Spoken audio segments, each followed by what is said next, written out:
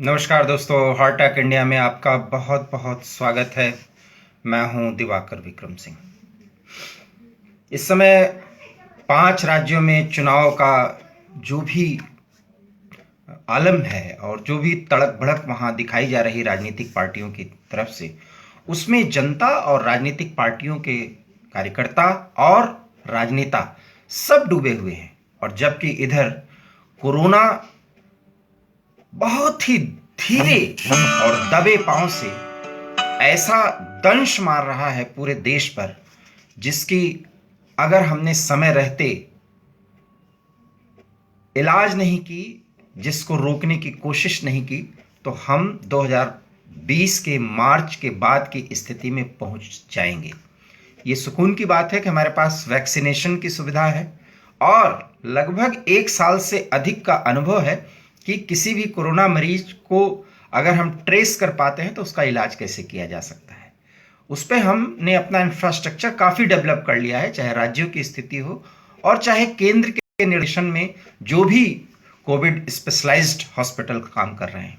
लेकिन यकीन मानिए, पूरे महाराष्ट्र में और ख़ास करके मुंबई की जो स्थिति है, क्योंकि मुंबई में कई लोगों से हमारी बातचीत हुई जिसमें कई हॉस्पिटल्स में स्थिति ज़्यादा खराब हो रही है। वहाँ पर ऑक्सीजन देने में, ऑक्सीजन की सुविधा उपलब्ध कराने में डॉक्टरों को मुश्किलों का सामना करना पड़ रहा है। जब ये स्थिति आ गई है और उसके बाद हम अभी भी कोरोना को लेकर के लापरवाही की स्थिति में चल रहे हैं, एक पत्रकार के तौर पर, देश के एक जिम्मेदार नागरिक के तौर पर, मैंने पिछले लगभग 10-15 दिनों से या आप कहें 20 दिनों से मैं अक्सर राजनीतिक मुद्दों पर वीडियो बनाना चाहता हूं। लेकिन जब कोरोना की स्थिति को देखता हूं, जिसके इर्द गिर्द ये सारा तामझाम जो है वो घूमता है, उसको लेकर के मैं ज़्यादा बोलना चाहता हूं। 2 ही आदमी सही, 10 ही आदमी सही, 1000-1500 जितने भी लोग हैं, अगर इससे वो मोटिवेट हों तो कम से कम इस मोटिवेशन में अपने आप को उस अनुशासन में लाने की कोशिश करें जो 2020 में था। और ये स्थिति इस कदर अब खतरनाक हो रही है कि हम बहुत जल्दी दिल्ली में भी वो स्थिति देखेंगे। क्योंकि जब मैं आपसे बात कर रहा हूं तो दिल्ली में 600 से अधिक के मामले अब आ चुके हैं। 600 का पार कर चुका गया है, आंकड़ा पार कर गया है। और यही आंकड़ा 2 दिन पहले 425 या 430 की स्थिति में था। तो दिल्ली की स्थिति भी बहुत बेहतर नहीं है। और दिल्ली की स्थिति बेहतर नहीं है तो दिल्ली एनसीआर पूरा प्रभावित होने पर आप समझ सकते हैं कि यूपी और हरियाणा बहुत जल्दी जद में आ जाएगा। जिस जद में आने की स्थिति में फिर हमारे सामने समस्याएं कितनी बढ़ जाएंगी। अब बात कर लेते हैं महाराष्ट्र की। उद्धव सरकार अगर इतना सचेत रहती और इतना स्ट्रिक्ट रहती तो जो चेतावनी वो पिछले 2 बार के एक बड़ी बैठक के बाद वो देते आए रहे हैं, मैं फिर याद दिलाऊंगा। क्योंकि मैंने पहला वीडियो दिया था जब यवतमाल में वो स्थिति बनी थी कि वहां पर लॉकडाउन जैसी स्थिति करने की बात या उस स्थिति में लाने की बात कही गई थी। और उसके बाद एक के बाद एक महाराष्ट्र के कई शहर इस तरह से कोरोना के जद में आ गए। जब ये स्थिति महाराष्ट्र में आई और आज मुंबई की स्थिति ज्यादा खतरनाक है। पूरे महाराष्ट्र में लगभग 26,000 केसेस आए हैं।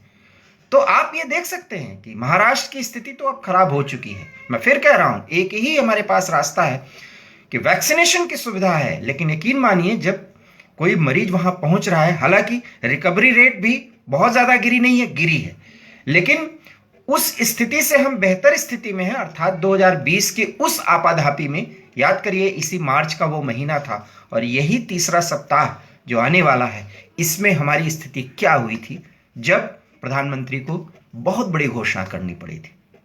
और उसके बाद देश किस तरह से कोरोना की आगोश में, कोरोना की गिरफ्त में, कोरोना की पकड़ में आता गया, जिसका हमें आपको अनुमान नहीं। हम बहुत भूलने वाले लोग हैं और हम तमाम, कभी ममता दीदी के क्या स्थिति है, कभी नंदीग्राम में क्या हो रहा है, कभी बंगाल के और क्षेत्रों में क्या हो रहा है, असम में क्या हो रहा है, प्रधानमंत्री ने वहां जाकर के क्या बोला, ममता दीदी ने आज क्या बोला।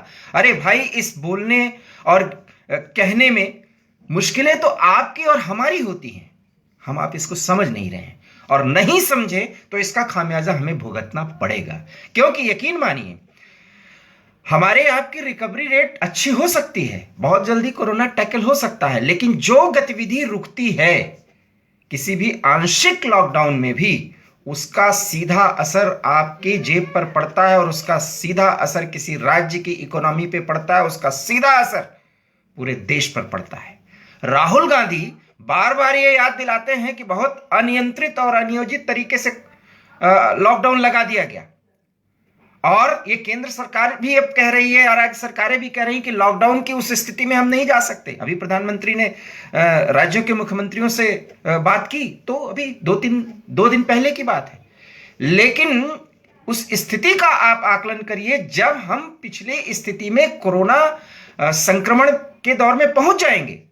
फिर कह रहा हूं, हम इलाज तो कर लेंगे, लेकिन उसके पीछे जो हमारी स्थिति होगी, जो हमारा संसाधन खर्चा होगा, जो आर्थिक गतिविधियां थोड़ी देर ठहरेंगी, थोड़े दिन ठहरेंगी, वो नुकसान हम किस तरह से भरपाई करेंगे। -23 से अधिक की इकोनॉमी को हम रिकवर करते करते आज उस पर खड़े होने की कोशिश कर रहे हैं, और हम फिर कहां जा रहे हैं। और ये फिर मैं कह रहा हूं, जो कि मैं बराबर बोलता हूं, मैंने इस मुद्दे पर ही वीडियो बनाना ज्यादा उचित समझा, क्योंकि एक पत्रकार होने के नाते अगर मैं इतना अपना कर्तव्य निर्वहन कर सकूं, तो मैं मानता हूं कि एक पत्रकार के तौर पर मैं अपने कर्म को, अपने धर्म को निभा रहा हूं।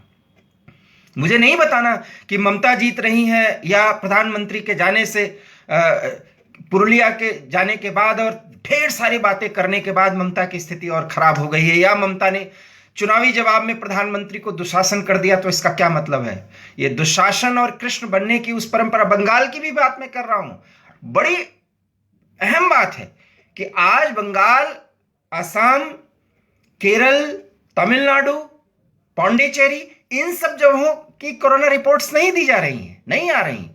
इतने बड़े बड़े वहां पर पब्लिक गैदरिंग हो रही है, पब्लिक मीटिंग हो रही है, पूरे देश से, पूरी दुनिया से वहां पर पत्रकार इकट्ठा हो रहे हैं, सो कॉल्ड, कुछ एक पार्टी के, कुछ दूसरी पार्टी के, और अब तो पत्रकारों का भी मतलब है, क्योंकि वो भी विभाजन हो चुका है, कोई गोदी मीडिया तो कोई चाटुकार मीडिया, पता नहीं कितने मीडिया भी बना दिए गए। लेकिन किसी की बात ये समझ में नहीं आ रही कि आने वाले समय में 2 मई के बाद, जब सारे राज्यों के चुनाव की काउंटिंग हो जाएगी, उसके बाद बंगाल में भी कोरोना बढ़ेगा, उसके बाद केरल में भी कोरोना बढ़ेगा। बड़ी अजीब बात है कि केरल, सारे जगह की रिपोर्ट आ रही, छत्तीसगढ़, महाराष्ट्र, राजस्थान, उसके बाद आप कह लें दिल्ली, और इन सारे राज्यों की स्थिति बहुत तेजी से कोरोना फैलते हुए राज्य के, गुजरात, पंजाब, इनके बारे में बताया जा रहा है, राजस्थान के बारे में भी बताया जा रहा है, लेकिन जहां चुनाव हो रहे हैं वहां की कोई खबर नहीं आ रही। और या तो खबर आ रही है तो ज्यादातर ऑफिसर या नेता चुनाव में व्यस्त हैं। ये बड़ा सवाल है इस लोकतंत्र में, और ये बात बिहार चुनाव के समय से मैं बोल रहा हूं कि कोरोना के इस दौर में जब हम ये संकल्पना कर रहे थे कि चुनाव में नेताओं के पहुंचने का, जनसंपर्क करने का, या बड़े नेताओं का एक रैली में संबोधन करने का तौर तरीका भी कोरोना के दौर में बदल जाएगा। और जब प्रधानमंत्री सहित इस देश के तमाम बड़े राजनीतिक नेता और राजनीतिक दल के बड़े बड़े नेता ये जानते हैं कि हम वर्चुअल मीटिंग्स भी कर सकते हैं, ममता बनर्जी भी इससे मुक्त नहीं है, केरल के मुख्यमंत्री भी इससे मुक्त नहीं है, पौंडीचेरी के भी राजनेता इससे मुक्त नहीं है, असम में भी इससे मुक्त नहीं है, और असम में तो बीजेपी की सरकार है। में बड़ा सवाल है कि हम आप कोरोना से मुक्त करने के लिए पूरी दुनिया में अपना डंका बजवा रहे हैं, इसमें कोई दो राय नहीं, लेकिन अपने ही देश में इस कोरोना काल में कितने राज्यों में चुनाव हो चुके, और उन चुनावों में जनता की भागीदारी, पब्लिक को गैदरिंग करने का तौर तरीका राजनीतिक पार्टियों की तरफ से, और किसी राजनेता का उस जगह पर पहुंचकर वहां पर संबोधन करने का तौर तरीका, इसमें क्या सोशल डिस्टेंसिंग का पालन किया जा रहा है, इसमें क्या मास्क का सदुपयोग कर रहे हैं। और यकीन मानिए, यह स्थिति अगर रही तो बंगाल और केरल में, केरल की स्थिति आप देखिए, जिस केरल के कारण पूरे देश में यह स्थिति हुई, उस केरल की कोई ऐसी खबर नहीं है कि वहां पर इस तरह का कोरोना संक्रमण फैल रहा है। और जब यह फैलाव हो गया, क्योंकि जिस संक्रमण की स्थिति में 6 या 7 राज्य पहुंच चुके हैं, अब कोई भी राज्य बचने वाला नहीं है।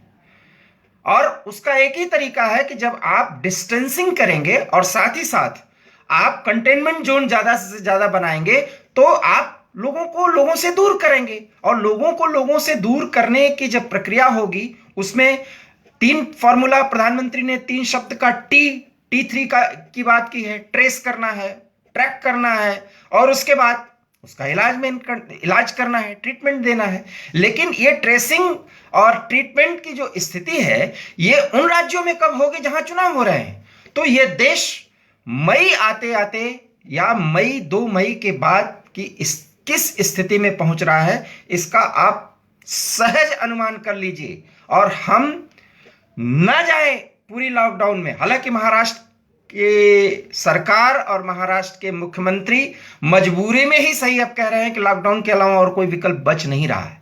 जब यह स्थिति आ रही है, तो आप सहज कल्पना कर सकते हैं कि देश की आर्थिक नगरी है मुंबई, या महाराष्ट्र भी एक बहुत प्रगतिशील राज्य है, वहां की सारी आर्थिक सामाजिक गतिविधियां इस तरह से रुक जाएंगी, तो क्या होगा। अब तो एक व्यापार का भी सब तरीका, सब एक उससे जुड़े हुए हैं, तार से जुड़े हुए हैं।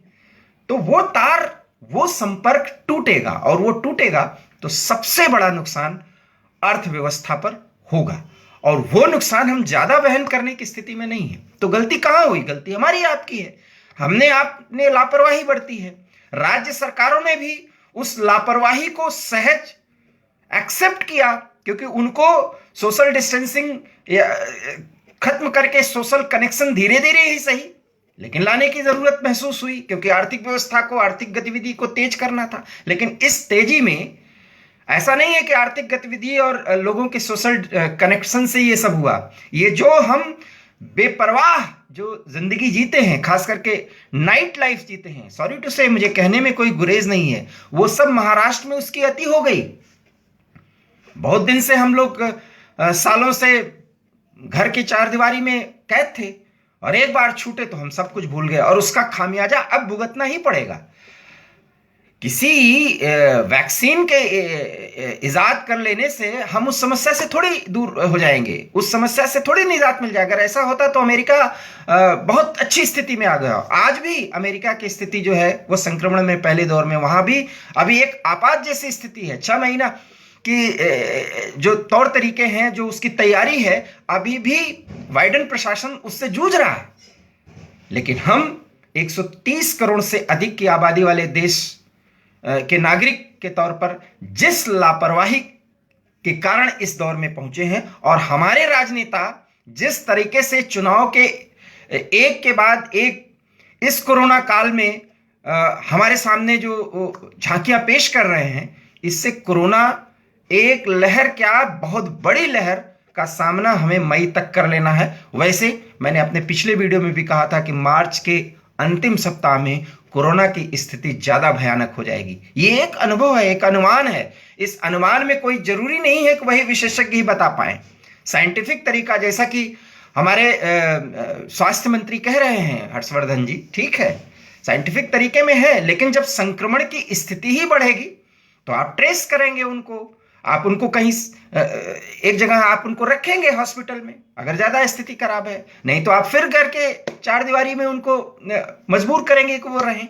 तो एक परिवार, एक समाज के एक एक इकाई की स्थिति फिर कैद होने को मजबूर होगी। और जब हम उसी स्थिति में जाएंगे, तो आप सहज अनुमान लगा सकते हैं कि हम कोरोना के इस लहर में, इस दूसरी मार में किस स्थिति तक परेशान हो सकते हैं।